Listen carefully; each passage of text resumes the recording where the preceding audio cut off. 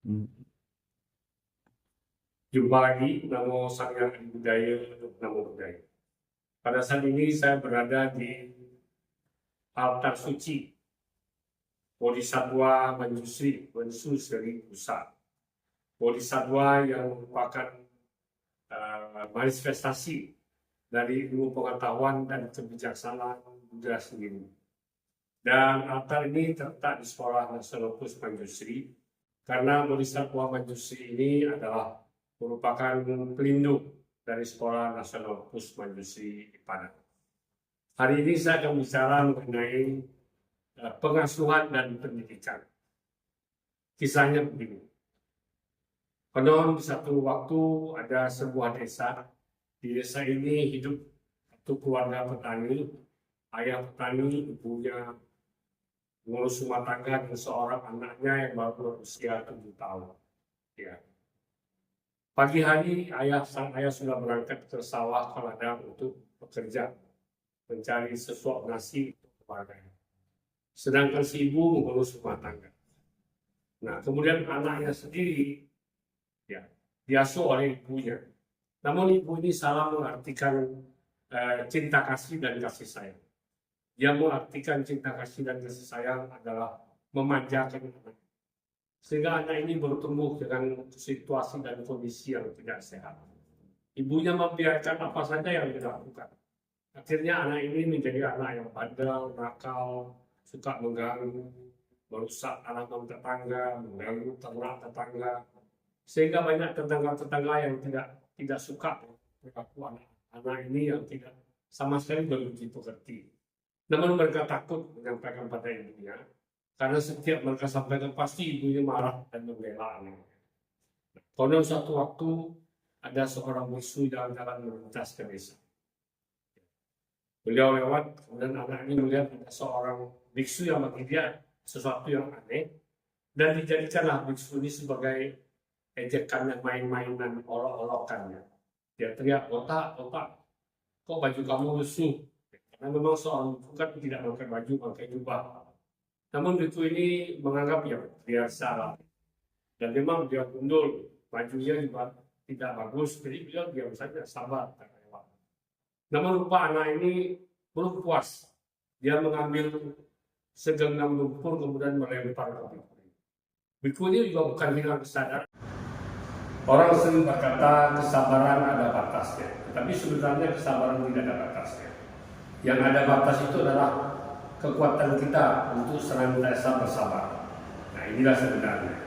Jadi pada waktu itu ya Banti ini menasihati anak ini. Ibunya tidak terima, kemudian kebetulan di tepi jalan itu ada sebuah tumbuhan perdu. Biksu ini berkata begini, ibu cabutlah pohon ini dan lecutlah anakmu, supaya dia tahu kesalahannya dan dia akan memperbaiki. Si ibu tambah emosi, tidak usah kamu ajar saya tidak mau bertindak kekerasan pada anak saya. Nah, kemudian karena tidak bisa dinasihati, bikunya hanya mengatakan omitopo. Kemudian beliau melanjutkan perjalanan. Nah, tahun berganti tahun, musim berganti musim, tanpa terasa 20 tahun telah berlalu. Pohon perdu yang kecil tadi sudah tumbuh besar menjadi sebuah pohon yang besar. Dan anak yang bandel ini pun sudah tumbuh dewasa, menjadi seorang pemuda dewasa yang harusnya sudah berubah menjadi orang yang baik. Namun apa yang terjadi, 20 tahun kemudian sang biksu kembali lewat ke jalan yang sama, tapi dari arah yang berbeda. Kalau tadi dari sini, sekarang sudah dari sini. Karena sudah 20 tahun, biku yang tadinya masih muda, sekarang sudah cukup tua. Beliau jalan perlahan dan dari jauh beliau melihat ada seorang wanita yang juga parubaya yang sedang berlutut di bawah sebatang pohon sambil menangis. Biksu ini jalan kemudian menghampiri. Begitu mendengar ada orang mendekat, ibu ini berkata, Bante, tolong anak saya, ya, tolong bacakan mantra supaya anak saya hidup kembali. Namun biku ini mengatakan melihat ibu ini, dengan tatapan yang penuh makna dan beliau berkata, "Ibu, terlambat sudah. Kalau saja kamu masih ingat 20 tahun yang lalu di tempat yang sama ini, saya sudah berusaha menolongmu. Kamu ingat saya suruh mencabut sebatang pohon perdu kecil dan lecutlah anak kamu dengan pohon perdu itu agar dia tahu bahwa dia salah dan dia merubah kesalahannya. Tetapi kamu tidak mau, kamu tidak menerima dan kamu marah. Sekarang pohon yang saya suruh cabut itu terus tumbuh besar menjadi pohon ini. Dan anak kamu pun ya sudah tumbuh dewasa, tetapi sifatnya tidak berubah. Karena kamu tidak pernah memberitahukan kesalahan dia dan menganjurkan dia untuk memperbaiki diri. Sekarang semuanya sudah terlambat. Anak kamu tumbuh berkembang menjadi orang yang tidak baik, sehingga melakukan banyak hal-hal yang keliru, kejahatan-kejahatan, sehingga hidupnya selalu dikejar rasa ketakutan. Dan ternyata anak ini bunuh diri karena sering dicari oleh polisi karena dia banyak melakukan kejahatan-kejahatan. Akhirnya karena putus asa, tidak ada yang menolong, dan akhirnya dia mengambil keputusan untuk bunuh diri dengan menggantung diri di pohon yang tadi disuruh cabut oleh ibu. Ibu ini hanya terdiam sambil adegan air mata bercucuran, dan Bante pun berlalu dengan mengucapkan salam Omi Toko. Kemudian beliau berlalu. Saudara-saudari yang terkasih di dalam Dharma, apa yang bisa kita ambil dari hikmah cerita ini?